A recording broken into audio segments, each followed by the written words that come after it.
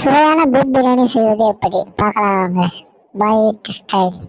முதல்ல அரிசி எடுத்துக்கலாம். அரிசி எடுத்து ஊற வச்சுக்கலாம். அடுப்பு பற்ற வச்சுக்கலாம். கறியை விசில் விட்டு எடுத்து வச்சுக்கலாம்.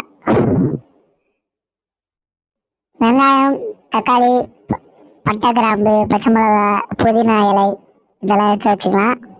இப்போ நம்ம குக்கர் எடுத்து வச்சு குக்கரில் ஆயில் ஆட் பண்ணிக்கலாம். ஆயில் ஹீட் ஆனதும் பட்டை, கிராம்புலாம் போட்டு வதக்கிக்கலாம். வெங்காயம் போட்டு நல்லா வதக்கிக்கலாம். பொன்னிறமாக ரோஸ்டாக ஒரு ஸ்டேஜ் வரைக்கும் வதக்கி எடுத்துக்கலாம்.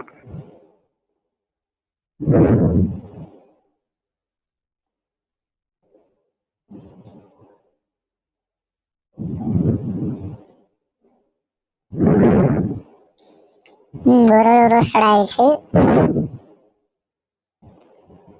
இப்போ அதில் இஞ்சி பூண்டு பேஸ்ட் போட்டுக்கலாம்.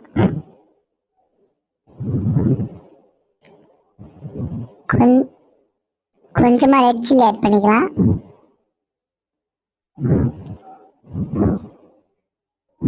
தேவையானது ஆட் பண்ண போதும்.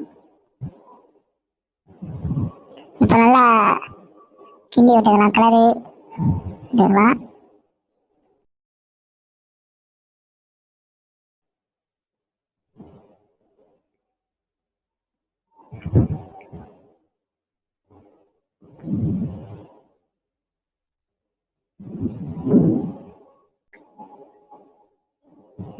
குண்டானோட மெர்ஜாவாத அளவுக்கு நல்லா மிக்ஸ் பண்ணி விட்டாச்சு. எண்ணெய் தனியாக பிரிஞ்சு வருது. கொஞ்சம் பச்சை மிளகா போட்டுக்கலாம். மீட் எடுத்து இதில் போட்டுக்கலாம். நம்ம வேக வச்சு வச்சிருந்த கறியை எடுத்து இதில் கொட்டி மிக்ஸ் பண்ணிக்கலாம்.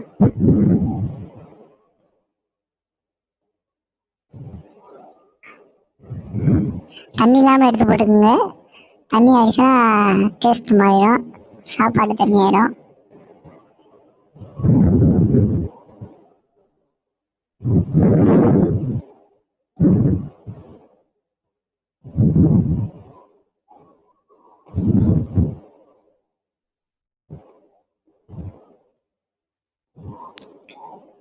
இப்போ வெங்காயத்தோட நல்லா மெரிச்சு பண்ணி விட்டுக்கலாம். நம்ம மசாலா கலந்து வச்சுருந்தோம் அதோட. இப்போ அதில் வெட்டி வச்சிருந்த தக்காளி எடுத்து கொட்டிக்கலாம். ஓகேவா? தேவையான அளவு உப்பு போட்டுக்கலாம்.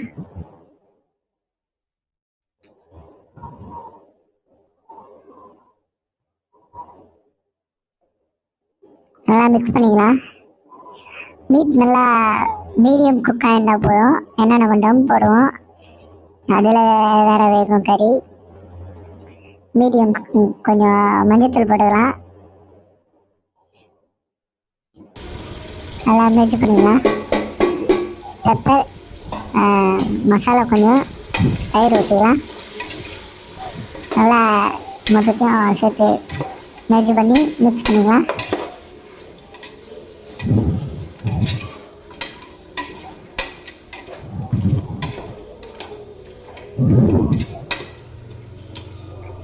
ஏன் நம்ம தயிர் ஊற்றுறோம்னா கறி கொஞ்சம் சாஃப்ட்னஸாக இருக்கும். ரஃப்னஸாக இருக்காமல் சாஃப்ட்னஸாக இருக்கும்.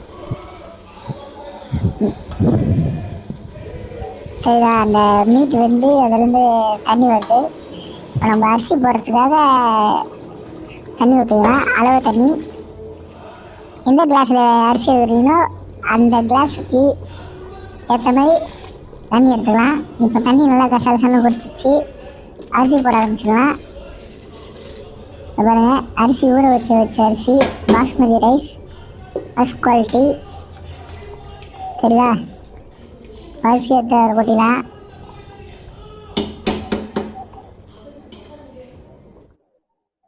நீங்கள் சாப்பாடு வடித்து போடுறது வந்து சம அளவு இருந்தால் போதும். டம் போடுற ஸ்டேஜ் வந்துருச்சு பாருங்கள். சாப்பாடு வந்து இது டம் போட்டாச்சு. டம் போட்டு இறக்க போகிறோம்போ டம் ஆயிடுச்சு.